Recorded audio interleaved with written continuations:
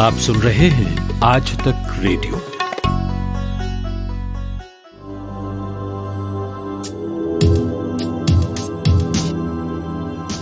जिंदगी कविता नहीं है, ये तो कहानी है जो रुकती है, थमती है।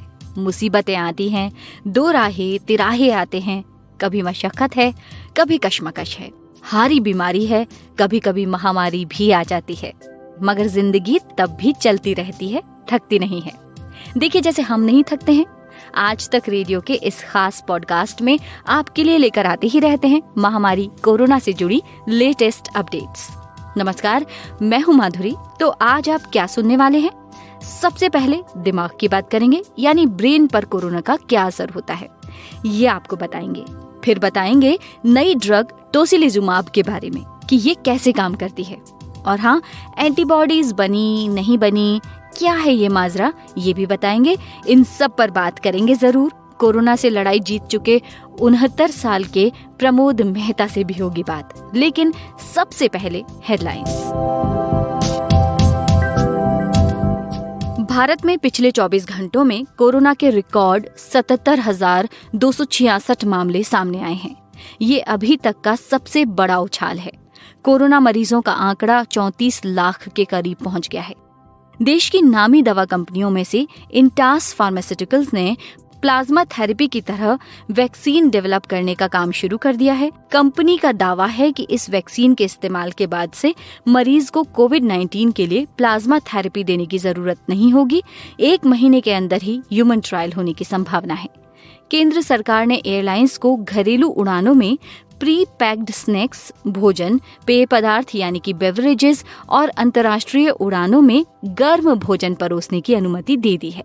इसके अलावा कोई भी यात्री जो फ्लाइट में फेस मास्क पहनने से इनकार करता है, उसे एयरलाइन द्वारा नो फ्लाई लिस्ट में डाला जा सकता है। जम्मू कश्मीर के सांबा में 5 दिन के लिए लॉकडाउन की घोषणा की गई है। 5 दिन का ये लॉकडाउन आज से शुरू हो गया है, जो 1 सितंबर तक रहेगा। ओडिशा के मुख्यमंत्री नवीन पटनायक ने Koraput Shaheed Laxman Naik medical college and hospital में आज राज्य के 6ठे प्लाज्मा बैंक का उद्घाटन किया। WHO ने कहा है कि देश में कोरोना वायरस संक्रमण के मामलों का पता लगाने के लिए उन लोगों की भी जांच की जानी चाहिए जिनमें संक्रमण के लक्षण नहीं हैं। कोरोना वायरस से संक्रमित होने वालों की संख्या तेजी से बढ़ती हुई 2,43,00,000 को पार कर गई है और अब तक 8,30,000 से ज्यादा लोगों की मौत दुनिया भर में हो चुकी है। भारत में खेलों के इतिहास में पहली बार वर्चुअली ऑर्गेनाइज किए जा रहे नेशनल स्पोर्ट्स अवार्ड्स इवेंट्स में 3 अवार्डी कोविड-19 पॉजिटिव पाए गए हैं और इसमें शामिल नहीं हो पाएंगे। इनमें अर्जुन अवार्ड के लिए सेलेक्ट किए गए डबल्स विशेषज्ञ शटलर सात्विक साईराज की कोरोना जांच पॉजिटिव निकली है। चीन के स्वास्थ्य अथॉरिटी के मुताबिक चीन में 19 नए कोविड-19 के मामले दर्ज किए गए हैं। नेशनल हेल्थ कमीशन के अनुसार सभी नए संक्रमण इम्पोर्टेड केसेस हैं, यानी विदेश से आ रहे यात्रियों से जुड़े मामलों से हैं। जी, तो देखिए, आपको मैं एक बड़ी ही रोचक बात बताती हूँ। रोचक इसलिए कि विज्ञान तो है ही इसके पीछे, लेकिन अगर हम इसे एक अलग नजरिए से देखें तो कोविड का भार थोड़ा सा कम हो जाएगा। जिससे आप स्ट्रेस ले रहे हैं वो थोड़ा सा कम हो सकता है। तो मैं आपको ये बताना चाहती हूँ या आपसे पूछना चाहती हूँ कि क्या आपको पता है कि कोविड-19 के पेशेंट्स ज्यादातर पुरुष क्यों होते हैं? इसके पीछे एक बहुत गहरी साइंस की बात तो है ही, पर महिलाओं के शरीर को एक्स्ट्रा मजबूती प्रदान करने की कायनात की साजिश भी हो सकती है। जैसे कि पुरुषों के इम्यून सिस्टम यानी कि रोग प्रतिरोधक क्षमता का ख्याल मुख्य तौर पर साइटोकाइंस और केमोकाइंस करते हैं, जो एक तरह के प्रोटीन होते हैं। येल यूनिवर्सिटी ने इस पर शोध किया और नेचर जर्नल में ये आर्टिकल छपा। इसमें ये कहा गया है कि महिलाओं में टी सेल्स इम्यूनिटी का काम ज्यादा करती हैं। ये टी सेल्स मेमोरी सेल्स होती हैं, यानी याद रखने वाली सेल। यानी अगर किसी एक वायरस को एक बार पहचान ले तो उसकी एंटीबॉडी बना लेती है और उसे हमेशा याद रखती है, कभी उसे नहीं भूलती। तो दोबारा जब वायरस आपके शरीर में प्रवेश करने की कोशिश करता है तो टी सेल उसे पहचान लेती हैं और एंटीबॉडीज को ऑर्डर देती हैं कि उनसे लड़ाई करे। तो हो गई ना फीमेल्स की स्ट्रॉन्ग इम्यूनिटी। तो वैसे देखा जाए तो ये सब विज्ञान की करामात है। और अब एंटीबॉडीज की बात आई है तो एंटीबॉडीज थोड़ा कंफ्यूजिंग कैरेक्टर लगता है। काम इनका लड़ने का है वायरस से, ये हमें सबको पता है। पिछले दिनों तरह तरह की स्टडीज हमारे सामने आती रहीं। बहुत सी स्टडीज ने एंटीबॉडी को कोरोना से लड़ने का अच्छा हथियार माना है, तो किसी स्टडी ने कुछ और बताया। हाल ही में हुई एक नई स्टडी में एक चौंकाने वाली बात सामने आई कि एंटीबॉडी हमारे शरीर में से 2 महीनों के अंदर खत्म हो जाती है, किसी भी विशेष वायरस या बाहर से आने वाली किसी भी चीज के लिए जो बनाई जाती है। इस पूरी बात को हमारे सहयोगी प्रतीक वाघमारे से जानते हैं। कोरोना वायरस को नोवल कोरोना वायरस इसीलिए कहा गया था क्योंकि ये वायरस नया है, SARS-CoV-1 से अलग। कारण है इसका कई दफा बदलता पैटर्न। हमने आपको कई स्टडीज के हवाले से बताया कि एंटीबॉडीज कोरोना से लड़ने में कामयाब हो रही है, क्योंकि कई जगह हुए सेरो सर्वे के मुताबिक कई लाखों लोगों में एंटीबॉडीज पाई गई, जिसका साफ मतलब था कि उन्हें कोरोना हो चुका था, जिससे वे ठीक भी हो जा रहे थे। इसके अलावा भी कई तरह के अलग अलग अध्ययन एंटीबॉडीज को लेकर होते रहे हैं। लेकिन फिर एक नई खबर आती है जो बताती है कि हांगकांग में पहला रीइंफेक्शन का केस आया है, यानी किसी एक व्यक्ति को दोबारा से कोरोना हो गया जबकि उसमें एंटीबॉडीज मौजूद थी। और फिर एक नए अध्ययन में ये सामने आया कि एंटीबॉडीज धीरे धीरे शरीर में से खत्म हो जाती है, यानी लगभग 2 महीनों तक ही एंटीबॉडीज आपके शरीर में मौजूद रहती है। यह अध्ययन मुंबई के जेजे ग्रुप ऑफ हॉस्पिटल्स ने 801 लोगों पर किया, जिसमें से 28 लोगों को पिछले 1 महीने से कोरोना था। जब इन 28 लोगों का 2 महीने बाद एंटीबॉडी टेस्ट हुआ, उसमें इनके शरीर में कोई एंटीबॉडी नहीं पाया गया। वहीं डॉक्टर्स का ये मानना है कि ये चिंता का विषय नहीं है। कोरोना अपना पैटर्न बदलता रहता है, बीमारी वही है, लेकिन ये वायरस खुद में अपना पैटर्न यानी वायरस का आरएनए बदलता रहता है। कुल मिलाकर ध्यान रखने वाली बात यह है कि भले ही आप में एंटीबॉडी हो, लेकिन इसका ये मतलब नहीं कि आप पूरी तरह से सुरक्षित हैं।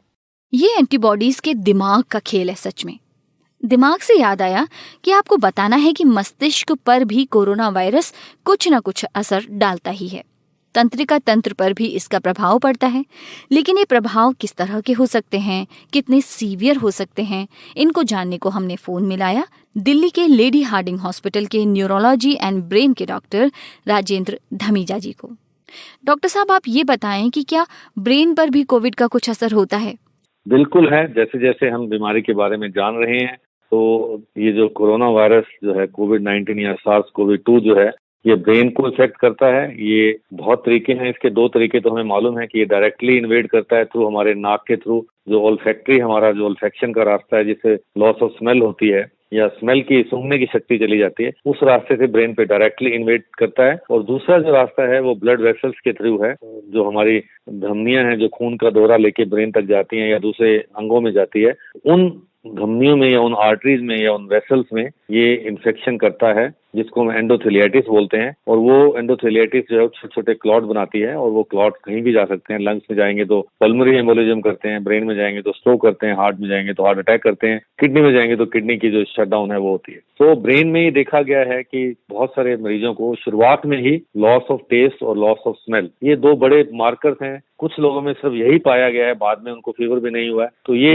इंडिकेशन है कि अगर किसी मरीज को लॉस ऑफ स्मेल है या लॉस ऑफ टेस्ट है, साथ में गला खराब है या खराश है या खांसी है, तो उसको कोविड हो सकता है। और ये पाया गया है कि ये मार्कर है कोविड-19 का। इसके अलावा कुछ लोगों में दौरे पड़ना, सीजर्स होना, कुछ लोगों में चक्कर आना, हेडेक होना, और सीरियस बीमारी जैसे एनकेफेलाइटिस या मसल की प्रॉब्लम्स हैं, माइलाइटिस स्पाइनल कॉर्ड की है, या हमारे जो पेरिफेरल नर्वस सिस्टम में जो ऑर्गन्स हैं उनकी इन्वॉल्वमेंट है, ये सब देखा गया है। कुछ लोगों में देखा गया है कि जब मरीज आता है तो इन सिम्टम्स, इन लक्षण के साथ आता है, जबकि दूसरे मरीजों में ये भी देखा गया कि मरीज आता तो है खांसी बुखार और सांस लेने की दिक्कत है, लेकिन ड्यूरिंग हॉस्पिटलाइजेशन तो उसको ये न्यूरोलॉजिकल सिम्टम्स डेवलप होते हैं आफ्टर सम टाइम। तो ये भी हमें मालूम नहीं है कि जब मरीज ठीक होके जा रहे हैं, उनके लॉन्ग टर्म फॉलोअप में आज से 6 महीने बाद, 4 महीने बाद, 1 साल बाद कितने न्यूरोलॉजिकल लक्षण आएंगे या नहीं आएंगे, ये अभी देखना बाकी है। ये अभी हमें वक्त के साथ साथ पता लगेगा। लेकिन जो स्पेनिश फ्लू हुआ था 1980 में, उससे हमें जानकारी मिली कि इस बीमारी के वायरस के बाद भी, साल बाद भी, 6 महीने बाद भी जो है पार्किंसोनिज्म है या और ऐसे न्यूरोलॉजिकल बीमारियां हैं जो हो सकती हैं। जी, पोस्ट कोविड कई लोगों को इस तरह की हो रही हैं चीजें, जैसे जी बिल्कुल। मस्कुलर पेन है, और ये इसी का ही नतीजा है जो आप बता रहे हैं। हाँ, इसको हम पोस्ट कोविड अभी सिंड्रोम बोल रहे हैं, लेकिन ये अभी कुछ महीनों का ही ये बीमारी हुई है। अभी हमें और लंबा देखना पड़ेगा कि और क्या क्या बीमारियां हो सकती हैं उन मरीजों में जो कोविड से ठीक हो जा रहे हैं। लेकिन अभी कुछ मरीज वापस आ रहे हैं, उनको बहुत सारी वीकनेस हो रही है या ऑक्सीजन की जो है सैचुरेशन कभी कभी कम पड़ती है। तो ऐसा नहीं है कि कोविड होने के बाद जो है आप बिल्कुल निश्चिंत रहें, अपना ध्यान रखें, सावधानी रखें और अपने सेहत का जो है निरीक्षण कराते रहें। ये थे डॉक्टर धमीजा। आज तक रेडियो अब सुनिए आज तक की मोबाइल एप्लीकेशन पर भी। प्ले स्टोर से आज तक की मोबाइल ऐप डाउनलोड करें। ऐप में आपको सबसे ऊपर राइट साइड में 3 आइकन दिखेंगे। उनमें से एक जो सबसे बीच में है वो है आज तक रेडियो का आइकन। तो उसे उंगली से जरा सा छू दीजिए और खुल जाएगा हमारा पिटारा, जिसमें क्या है, न्यूज तो हर जगह है, पर हमारे यहाँ न्यूज है सही कॉन्टेक्स्ट के साथ। खबर तो आ गई, पर खबर से आगे की बात क्या है उसका एनालिसिस आपको हमारे यहाँ मिलेगा। और इस ठिकाने पर सिर्फ खबरें ही नहीं हैं, ज्ञान की बातें हैं, मज़ेदार किस्से हैं, बतकही है और भी बहुत कुछ है, जिसका स्वाद लेने के लिए इस गली के चक्कर लगाते रहें। आज तक रेडियो कहते हैं इसे, सुनता है सारा जहां। और अब मैं आपको एक बढ़िया बात बताऊं। राजस्थान में केवलादेव बर्ड सेंचुरी अब पूरे 7 दिन खुलेगी। अभी तक सैटरडे संडे को ऑफ रहता था, तो आप कभी भी वीकेंड्स पर पंछियों को निहार सकते हैं, लेकिन पूरी सावधानी के साथ। तो चलिए इसी बात पर अब जो नाम मैं बोलूं वो आप भी बोलिए। रेमडेसिविर बोलिए, फेविपिराविर, अच्छा हाँ, सबसे कठिन हाइड्रोक्सी क्लोरोक्वीन। बोलिए बोलिए, मुश्किल होती है ना। अब बोलिए टोसिलिजुमाब। कितना टंग ट्विस्टर है ना ये सब। एक्चुअली ये दवाइयाँ कोरोना के ट्रीटमेंट में यूज होती हैं। मैंने ये सोचा कि अगर कोरोना वायरस इनका नाम लेने लगे तो वो वैसे ही कंफ्यूज हो जाए और भाग जाए। लेकिन क्या आपको मालूम है कि 77% कोविड-19 के पेशेंट्स टोसिलिजुमाब और रेमडेसिविर दवाओं से ठीक हुए हैं। लेकिन डॉक्टर इनका इस्तेमाल बहुत सोच समझ कर करते हैं, प्रोटोकॉल फॉलो करते हैं, किस मरीज को कौन सी दवा दी जानी चाहिए इस बात का पूरा ख्याल रखते हैं। तो डॉक्टर ही ये दवा आपको दे सकते हैं, इस बात का आप ख्याल रखें। ये जो आंकड़े मैंने बताए 77%, ये बृहन मुंबई म्यूनिसिपल कॉर्पोरेशन में डॉक्टर्स ने इस्तेमाल किया और ये डेटा सामने आया। तो अब हम आपको टोसिलिजुमाब से मिलवाते हैं। जोधपुर मेडिकल कॉलेज की फार्माकोलॉजी की प्रोफेसर डॉक्टर मोनिका से हमने बात की और इस मेडिसिन को समझा कि आखिर क्या है ये टोसिलिजुमाब, किस तरह से काम करती है ये ड्रग। नमस्ते माधुरी जी। टोसिलिजुमाब जो ड्रग है वो एक इम्यूनो सप्रेसिव ड्रग है, और ये जो ड्रग है ये मेनली जो रूमेटॉइड आर्थराइटिस नाम की जो डिजीज है उसके ट्रीटमेंट के लिए यूज होती है। इसके अलावा ये चिल्ड्रन में भी जो रूमेटॉइड आर्थराइटिस होता है, जिसे हम जुवेनाइल रूमेटॉइड आर्थराइटिस कहते हैं, उसके ट्रीटमेंट के लिए भी यूज होती है। ये जो ड्रग है ये बेसिकली एक ह्यूमनाइज्ड मोनोक्लोनल एंटीबॉडी है, और ये क्या करती है कि जो इंटरल्यूकिन 6 रिसेप्टर होते हैं हमारी बॉडी के अंदर, उनके ऊपर एज अ इनहिबिटर काम करती है ये। ठीक है, उन जो इंटरल्यूकिन 6 रिसेप्टर हैं उनके वर्क को ब्लॉक कर देती है एक तरह से। जो इंटरल्यूकिन 6 है वो एक साइटोकाइंस है, मींस कि वो एक एंडोजीनस केमिकल है जो हमारी बॉडी के अंदर होता है, और जब भी हमारी बॉडी में सूजन या इन्फ्लामेशन जिसे हम बोलते हैं होगा तो इंटरल्यूकिन 6 जो होता है वो वहां पे एक्टिव होता है और इन्फ्लामेशन के लिए एक तरह से रिस्पॉन्सिबल होता है। इसके अलावा कुछ ऑटो इम्यून, इन्फेक्शियस और नॉन इन्फेक्शियस डिजीज में जो इंटरल्यूकिन 6 है वो फीवर भी कॉज करता है। तो बेसिकली जो इंटरल्यूकिन 6 का एक्शन है वो है इन्फ्लामेशन और फीवर कॉज करना। और कोविड के ट्रीटमेंट में कैसे हेल्पफुल है? जी माधुरी जी, अभी जो इंडिया में 5 ड्रग अप्रूव की गई हैं कोविड-19 के ट्रीटमेंट के लिए, जिन्हें central drug standard control organization, जिसे हम CDSCO बोलते हैं, उन्होंने अप्रूव की है ये 5 ड्रग्स, जिसमें से 2 तो एंटीवायरल ड्रग हैं, रेमडेसिविर एंड फेविपिराविर। इसके अलावा 3 ड्रग हैं जिनको बेसिकली क्या है कि जो कोविड-19 के सिम्टम्स हैं, जो कोविड-19 का सिम्टम्स हैं उनको ट्रीट करने के लिए अप्रूव किया गया है। इसके अंदर है डेक्सामेथासोन, टोसिलीजुमाब एंड एक है आइटोलीजुमाब। तो बेसिकली जो टोसिलीजुमाब है वो हम अभी यूज कर रहे हैं। ऐसा कह रहे हैं कि जो कोविड-19 पेशेंट्स होते हैं उनमें जो इन्फ्लामेशन होता है उसको ट्रीट करने के लिए हम टोसिलीजुमाब यूज कर सकते हैं। अब ये जो टोसिलीजुमाब है इसके साथ सबसे बड़ा ड्रॉबैक है कि एक तो ये बहुत कॉस्टली ड्रग है। ये जो अभी हमने 5 ड्रग देखी हैं उसमें सबसे ज्यादा जो कॉस्टली ड्रग है वो टोसिलीजुमाब ही है। और इसके अलावा अगर हम रिस्क बेनिफिट रेशो देखें तो जो टोसिलीजुमाब है उसके साथ रिस्क ज्यादा है। रिस्क इन द सेंस कि जो टोसिलीजुमाब है वो क्या करेगी कि साइड इफेक्ट, हार्मफुल इफेक्ट जो है हमारी बॉडी के अंदर वो ज्यादा प्रोड्यूस करेगी, और जो उसका थेरापेटिक मतलब जो हमें चाहिए इफेक्ट वो कम है। तो इस कारण से अभी इसको केवल कुछ स्पेशल केसेस जो हैं कोविड-19 के उन्हीं के लिए यूज किया जाता है। अभी सारे केसेस ऑफ कोविड-19 के लिए हम टोसिलीजुमाब यूज नहीं करते हैं। केवल जो सर्टेन केसेस हैं कोविड-19 के उसके लिए हम ये टोसिलीजुमाब यूज करते हैं। जी, और कोई एडवर्स या साइड इफेक्ट्स हैं इसके?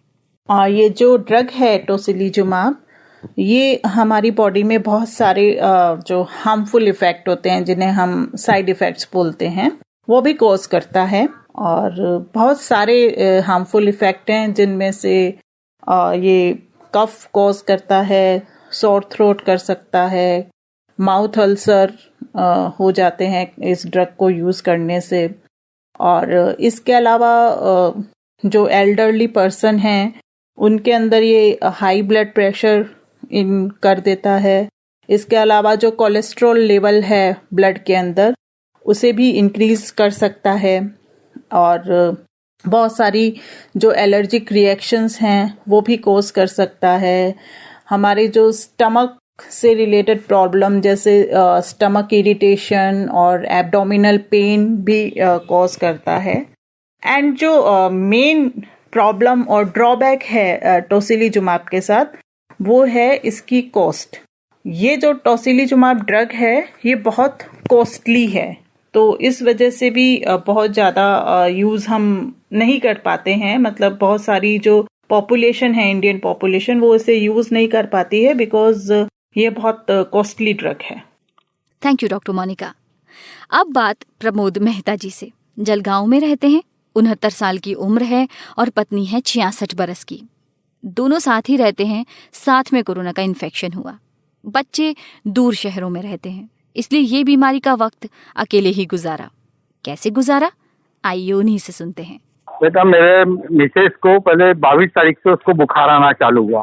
3 दिन उसको बुखार रहा। उसके बाद में फिर 25 तारीख को मेरे को थोड़ा अनईजी लगने लगा। उसके बाद में फिर मैं जो है घर पे जाके सो गया और डॉक्टर से बातचीत करी। उन्होंने मुझे 3 दिन की दवाई दिया। 3 दिन दवाई देने के बाद भी कुछ मेरे को अच्छा नहीं लगने लगा। डॉक्टर ने मेरा पहले ब्लड टेस्ट ये सब करवाया और उसके अंदर तो रिपोर्ट मेरी नहीं लाई। फिर मेरा स्वैब लेके लैब में भेजा और उसमें मुझे पॉजिटिव आया। पॉजिटिव आने के बाद में उन्होंने पहले इसमें मुझे 9 टैबलेट और शाम के समय में 9 टैबलेट, बाद में फिर 4 टैबलेट, ऐसे टोटल एक जन को 65 टैबलेट लेना था। उसके बाद में मुझे सीटी स्कैन कराया। सीटी स्कैन के अंदर मेरे लंग्स के अंदर मुझे और मिसेस को दोनों को पॉजिटिव आया। फिर उसके बाद में उन्होंने मुझे एंटीबायोटिक्स दवाइयाँ चालू करी और मुझे शुगर था और बीपी था, तो शुगर की मुझे दवाई चालू करी। दवाई चालू करने के बाद में शुगर की वो थोड़ा सा कंट्रोल में धीरे धीरे आने लगा। और उसके बाद में फिर 1 हफ्ते तक के मुझे दवाई दिया। 1 हफ्ते के दवाई के बाद में मिसेस का भी बुखार उतर गया, मेरा भी बुखार उतर गया। और बुखार उतरने के बाद में फिर जो है 1 हफ्ते तक के मैं और एंटीबायोटिक्स लेते रहा। उसके बाद मुझे फिर एंटीबायोटिक्स और दूसरी टेबलेट और चालू करी। 1 हफ्ता वो भी लिया और फिर बीच में वापस ब्लड टेस्ट कराया था, वो भी सब मेरा नॉर्मल आया। नॉर्मल आने के बाद में वापस फिर जो है 17 तारीख को मेरा स्वेब लिया और उसकी रिपोर्ट 17 तारीख की नाइट के अंदर आई, वो नेगेटिव आई। और खाने पीने के अंदर जो है अपना नॉर्मली खाना खाते थे। पहले हफ्ते में तो मुझे भोजन नहीं जाता था, मिसेस का जो था भोजन वो बराबर रेगुलर ले रही थी, उसको कोई तकलीफ नहीं हुई। मुझे पहले हफ्ते में भोजन बहुत ही कम गया, उसके बाद मेरे को भूख लगने लग गई। मेरे जो है मैं रेगुलर जैसा खाना खाता था वैसे खाने लगा। और थोड़ा सा घरगुती उपाय भी किया था, अदरक, काली मिर्ची और नींबू का पानी गरम 2 गिलास 3 गिलास पानी पीने का। और रेगुलर में भी जो है पीने के लिए गर्म पानी ही पीते रहे। और ऑक्सीजन लेवल हमारा बराबर हर एक घंटे में चेक करते रहे। 95 के नीचे हमारा ऑक्सीजन कभी गया नहीं। 96, 95, 96, 97 ऐसे ही रहता रहा। दवाई के अलावा घरगुती इलाज के अंदर हमने अदरक, नींबू पानी और काली मिर्ची दिया। थोड़ी मुझे सर्दी और खांसी लगने लगी तो नींबू पानी हमने बंद कर दिया। सिर्फ अदरक और काली मिर्ची का पानी पीते रहे हम लोग जी। और हॉस्पिटल में क्वारंटीन किया था? नहीं, होम क्वारंटाइन रहे हमको डॉक्टर ने मना कर दिया कि भाई होम क्वारंटाइन ही रहो। और डॉक्टर के कहे अनुसार हम लोग जो है अपना इलाज बराबर करते रहे। ऑक्सीजन लेने के लिए रामदेव बाबा का लोम विलोम और ये जो था उनकी जो क्रियाएं थी वो किया। और पेट के नीचे तकिया, पसली और पेट के बीच में तकिया रख के उल्टा आधा घंटा रोज सोते थे। दिन में 3 बार 4 बार जितना टाइम आप रह सकते हो इतना टाइम जी। और आफ्टर कोविड कुछ लगा आपको कि कोविड खत्म हो गया, उसके बाद कुछ ऐसी कमजोरी या कुछ? नहीं, कमजोरी लगती थी, कमजोरी अभी भी लगती है। पर आज मुझे डॉक्टर ने कहा कि भाई आप थोड़ा बहुत बाहर घूमो। ये सब आपने जुलाई के बारे में बताया? हाँ, ये जुलाई में हुआ था। और कोविड रिपोर्ट अभी 18 तारीख की आई थी मेरी। इसी 18 तारीख को आई है जी। और अभी आप बिल्कुल ठीक है? हाँ, अभी एकदम नॉर्मल है बेटा। और अभी तो कोई तकलीफ नहीं है दोनों जन को जी। और घर पर कौन कौन है? बस मैं और मिसेस ही थे जी, और कोई नहीं था। महीना भर हम लोग तो कोविड के अंदर ही रहे और घर से बाहर निकले ही नहीं। पहले 15-20 दिन तक तो हमने टीवी को भी देखना पसंद नहीं आता था। जी। आप दोनों ही थे, बच्चे नहीं है? नहीं, बच्चे है ना। मेरा लड़का पूना में रहता है और लड़की बेंगलोर में। और अच्छा ही रहा, बच्चे तो आना चाहते थे पर हमने ही मना कर दिया, भाई तुम भी बीमार पड़ जाओगे तो तुम लोग को देखेगा कौन। प्रमोद जी को आने वाले जीवन के लिए बहुत सारी शुभकामनाएं। फिलहाल चलती हूँ। रिश्तों में नजदीकी रखें, मगर थोड़ी सी दूरी भी है जरूरी। सोशल डिस्टेंसिंग की बात कर रही हूँ। नमस्कार।